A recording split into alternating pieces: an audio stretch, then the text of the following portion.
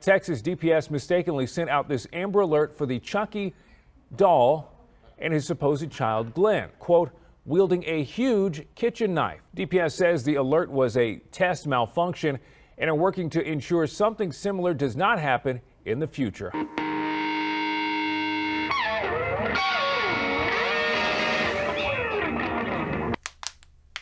Okay, people, welcome back to another Foosh Weekly. As always, I'm Robo, and before we get into things, I wanted to touch on live streams. Everyone knows I jump on the Unparalleled Universe live stream on the last Friday of every month, and I've been threatening to do my own live streaming. After thinking about it and not wanting to mess up the schedule of this YouTube channel, I've decided to take anything live streamy to Twitch. To start things off, on Monday night from 9 to 10 p.m. Central Time, I'll be doing like a post-weekly or something I may have missed on this, and just take an hour, talk about toys, whatever. And then Sen-Ti-Nel and I have been kind of, well, early stage planning AEW Wrestling Watch-Along on Wednesday nights. I don't know if that'll actually be Foosh related because it's not action figures. They make action figures, but hopefully we'll get that up and going at some point because, hey, it's just sitting down, watching some wrestling, discussing. And then finally a little birdie told me that Veebs may finally be getting internet good enough to live stream. I don't know why I said birdie. It's Veebs. He told me that better internet is on its way. So that'll definitely mean the return of a regular schedule for the Fooshcast, but even that may be over on the Twitch channel where you can just watch it as it happens. You can either watch it live, watch it later, or of course we're going to record it, put it up on all the podcast channels. So either way, if you are interested in this guy live streaming, twitch.tv/thefoosh. That's out of the way. Let's talk about some toys. Last week, Sentinel gave us a tiny taste of the final painted prototype of their fighting armor Wolverine, saying solicitations would go up this week. And here it is in all its shiny yellow and blue glory. Again, this is a line of Marvel characters who fight in armor, hence fighting armor. And why would Wolverine, with his adamantium skeleton and healing factor, need a set of armor, I hear you ask? Because it's fun. What, you want yet another comic book style Logan from yet another toy company? Maybe he needs to go underwater, or up in space, or he's fighting some kind of demon with fast acting, flesh dissolving powers. Maybe he wants to shoot lasers and fly around for a nice change of pace. You ever think about that? You ask why. I ask why not. And yes, just like I did with the Spider-Man from this line, I've got to make this joke again because it's just too easy to convert it into an 80s yearbook picture. Don't you forget about me. The pre-order state that this figure is 6.5 inches tall, which is tall for a Wolverine, but all the solicitations for all the fighting armor figures so far has listed 6.5 inches. So about $105 should drop in June. Had the time of my life. Another teaser from a week ago, NECA has now solicited their Universal Monsters Ultimate Frankenstein's monster, and damn it, they did go with the kick-ass black and white paint job. Like I said, if it looks good with the grayscale paint job, I'd have to pick it up because I just love that effect. And it looks spectacular, so I'm a man of my word. You look at the pictures and you think, oh, is it painted that way? Or are those actually black and white pictures? The effect doesn't work as well when you stuff it into a display of other characters that have, you know, paints on them, like yellow and red, orange and green, blue and violet, indigo. But if you have other grayscale action figures, this being an ultimate release, it comes with swappable heads, interchangeable hands, a chain, and of course daisies. $33 ships in August, even though NECA said late June, early July, so somewhere in there. Check out the links in the description. Not resting on their laurels, as I walked in here to record this, NECA updated their Twitter profile picture to be the Universal Monsters mummy. This looks like an action figure, but in color. Is that a sign of things to come? Choices for each monster? Because there's brown and gold and white and gray. If you were waiting for the blue version of the McFarlane designed DC Multiverse Batman, you're in luck. This week, pre-order pages went live on Amazon and other online retailers, and there is just no denying Todd's involvement in this figure. That's not my kid. Yeah, it is. That's your kid. Some elements don't make sense, but it's a fun ride. That's what matters. And if I had a gun to my head and had to make a choice, I would go with the standard release. I like the blue a bit more, and I like how the weapons fit in with the overall aesthetic. The gold label weapons just seem gold for the sake of gold. That, and they have to fit it into the gold label theme, so there's that too. There's a batarang instead of the gold label goggles, but those big, brutal looking knives, they win out here. $20 should ship in March. For possible future plans, over the weekend I noticed pictures popping up of Todd in some kind of live stream. I can't find the actual video, but we do have the pictures. He seems to be showing off some new Spawn merch, but it's what's on the table that is most interesting. Is that a 7-inch Redeemer and Gunslinger Spawn? And I say that because you can see the McFarlane 22-point system ankle balls down at the feet. It's kind of fuzzy, but I think that's what it is. I'm not a hardcore Spawn fan, but if you throw in feather wings or cowboy it up, oh, I'm interested. Hopefully he's planning some kind of stay-at-home ToyFair season type thing. Speaking of online events to fill the void of the canceled ToyFair, Mezco has announced that they will be holding ToyzFair February 20th through the 22nd. I'm sure we'll see a little something from all of their lines, but you and I will be on the lookout for new 1/12 Collective goodies. I'm guessing a couple of pictures each day and then a long wait for the actual solicitations. Didn't they tease Fantastic Four a while back?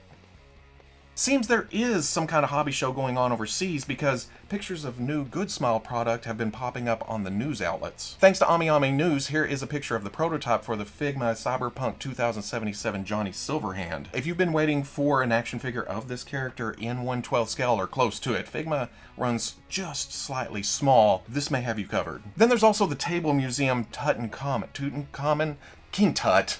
I don't know enough about history to tell you whether this is accurate or not. To me, this is just a kick-ass looking articulated action figure of a mummy with a sarcophagus and a headdress. You just never know where the Table Museum's gonna go. They've done paintings, they've done statues, now they've done historical characters. Guessing what's next is almost just as fun. From Death Stranding, there is Clifford Unger. I didn't even realize Mads Mikkelsen was in that game. This will be a good companion piece for the Figma Sam Porter Bridges from Death Stranding that went up for pre-order last week. I feel like using their full names is a dead giveaway that I know jack about this game. Yes, Sam Porter Bridges. Hello, Clifford Unger, especially when the placard itself says Cliff, so I'm sure they just used their, hey Cliff, hey Sam. For Sam, there's a standard edition with gun, gears, and hands. Then there is a deluxe version with more guns and more gear. There's no release information for any of the prototypes shown, but for Bridges, it will run you $85 or $110 depending on the version,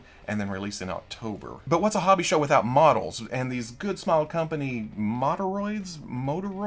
My Hero Academia kits caught my eye. And then the very next day, today, they actually went up for pre-order. They are about 6 inches tall, which is slightly taller than their Figma versions, but these aren't meant to compete with the Figma versions. In fact, these don't look as nice as their Figma counterparts, but they're not supposed to. That's not the point of a model kit. Yes, they can be cool action figures, but more than that, it's a chance to check out the engineering involved in building it. It gives you a greater appreciation of how figures actually work when they bend around instead of just tilt, tilt, forward, back. So much tilt, double knee. It's the fun of building it, throwing paints at it. The fact that you can look at the shelf and go, yeah, I built that. But saying that, there are a lot of options when it comes to My Hero Academia figures, especially these two characters. If you're not into the model aspect, these aren't for you. But if you are into these, they'll run you about $45 a piece, release date of June. Kaiyodo got into the spirit of ToyFair / Winter Wonderfest by posting up a gaggle of videos to their YouTube channel showing off a lot of their products. But what caught my attention was the amazing Yamaguchi Marvel Iron Spider. Now when I first heard about this, I thought, oh, MCU, that's what we always get. But then I quickly realized,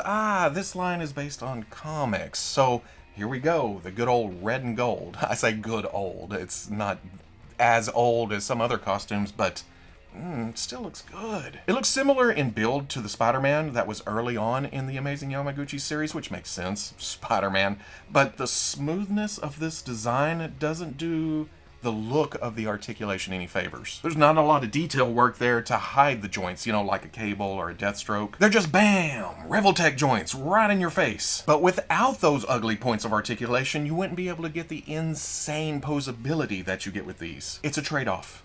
And like I always say, you either love them or you hate them. Best of all though, check out the big chunky Waldos. You can configure them any which way you want to, and even mix and match between the arms. There's the point, and you can also make a pincher on the end.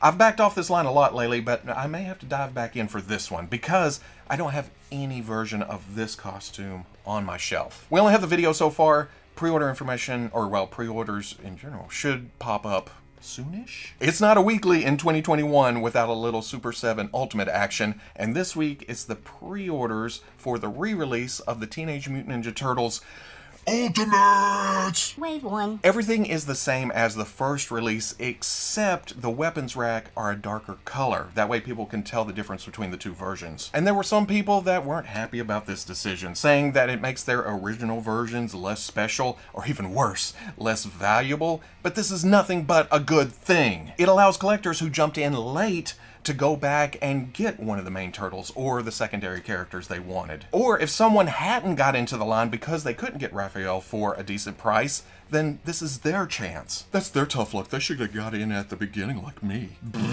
Let me break it down for you. More collectors means more customers, means more money, means more figures, means more chances of you getting everything your heart desires out of a vintage-inspired TMNT toy line.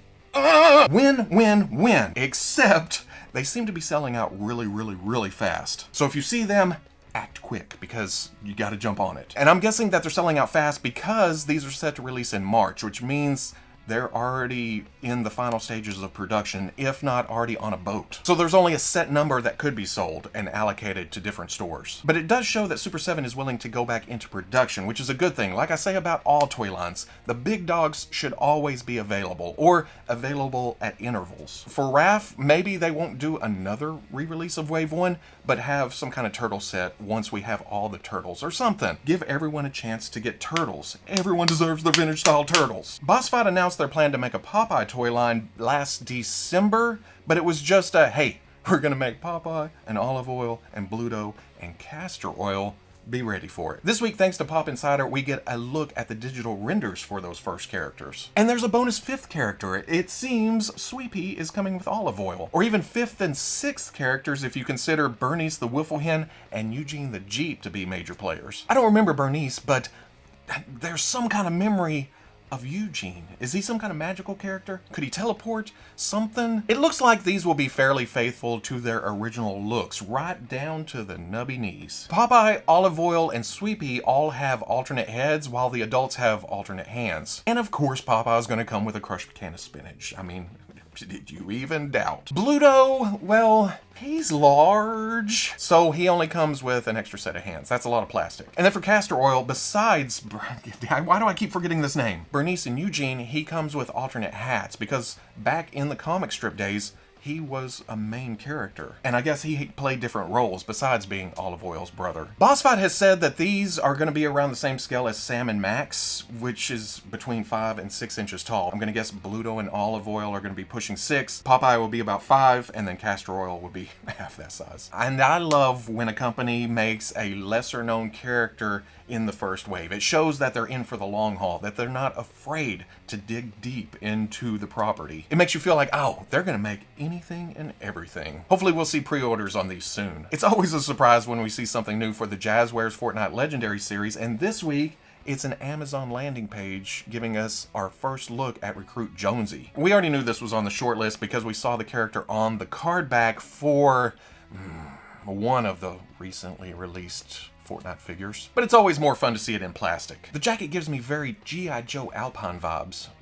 There's 2 guns, a pickaxe, some back bling, and a skateboard. There's also interchangeable faceplates that are different from the first release Jonesy, so I'm guessing you can swap between the 2 figures. Options! The pre-order page shows out of stock, so it doesn't actually give a release date, but I'm sure since we're seeing pictures, it will be any day now. Also, as a tease for future figures, thanks to Preternia.com on Twitter, here is a look at the placeholder picture for the upcoming Midas. But if the figure itself looks like the card art, oh, I may have an elixir for my X-Men shelf. Again, could pop up at any time, who knows? Hasbro recently sent out updated promotional pictures for the fan channel exclusive Marvel Legends She-Hulk, and to be honest, there's not a lot of difference. We do get a better look at the packaging, like the awesome side art, or turn it around, I really dig that back art. Although it makes me wish the figure was bigger and bulkier to match that. But looking at the actual figure, could this be a production piece? It's shinier than the original promo pics, and if you look close, it seems that the left eye may be a bit wonky. Could we see it release earlier than the August release date? Then again, different photos, maybe a different photographer, different lighting, different shooting space, different angles. I just ruined the word different for you, didn't I? Different. That word has lost all meaning now. Different. Either way, $23 available for pre-order on retailers like Dorkside Toys. Finally, the Hasbro Power Rangers Fan First Friday ended just an hour ago. In fact, I watched it, I stood up, I walked in here, so it's not committed to memory yet. And that's on top of knowing absolutely nothing about Power Rangers. So I'm just gonna, here you go, here's the pictures, here's the names. There's the SPD Green Ranger, the In-Space Black Ranger, the Lost Galaxy Blue Ranger, and my favorite, the Tenga Warrior. It's my favorite because I can look at this not knowing anything about the property and just go, oh, that's a kick-ass, big bird-looking monster. Maybe I need that for some other shelf to fight my Fortnite things, or just... These will be going up for pre-order, or well, I guess by the time anybody watches this, they will have gone up at 1 p.m. Eastern Time at all the major online retailers. My future is your past. And that's it for this week, I think. If I missed anything, we'll swing back around next week. If you're interested in seeing any of these pictures up close without me all, and there's Chartreuse and Magenta, I'll be posting all of that, plus links to pre-orders, more information on the Foosh front page Saturday at noon. But if you don't want to wait that long, all the links to the pre-orders are in the description of this video. And can we just have a moment of silence for the canceled Toy Fair?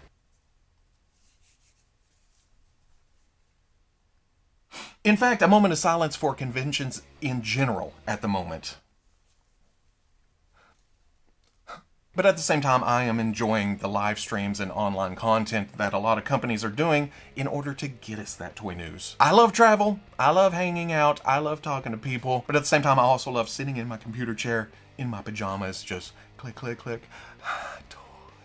But to all of you who are in the chat rooms of the live streams or posting on the socials after something is revealed, get to the point, show us the reveals, this is so cheesy. Suck it up! You know what all of that is like? Going to an actual convention and sitting through a company panel without having to do hours and hours of walking beforehand. That is part of the experience that they are trying to convey online. So if you don't want to sit through 30, 45 minutes, an hour of Toy Talk, wait until directly afterwards and fast forward through the whole damn thing. Or better yet, right after the stream, most of the news sites will have just the pictures up. So you can just click, click, click, click, hate it, why'd they make that? I may get that, but it's in the wrong colors. Why does this company suck? They don't make anything that I personally want, just what everybody else wants. I say it a lot, I'll say it again. Enjoy your damn hobby. Quit making yourself look like a jackass in chat rooms and Twitter and everything else. Quit embarrassing the rest of us. We already have to live with the stigma of, oh, you're an adult collecting toys? Oh, that's silly. How dare we enjoy something out of life? How dare we wallow in the nostalgia of better times? How dare we not spend our money on other useless shit that everyone else is buying that's normal? Moment of silence for, Robo-sanity? But if you enjoyed this weekly, comment, like, subscribe. I totally screwed that up, but who cares? Much love to the plus. If you're interested in seeing videos early or just in a position to help out the channel, patreon.com. But wherever you may be watching this, I'll always catch you on the Foosh. And before you rush off to the comment section, most of it's a joke. It is the vocal minority that is just, everything sucks, but seeing it on a week in, week out basis, it can wear on you. In 1 hour, I will be all like, yeah, toys again, everything, the band. But after sitting through any kind of live stream event, it's just, oh.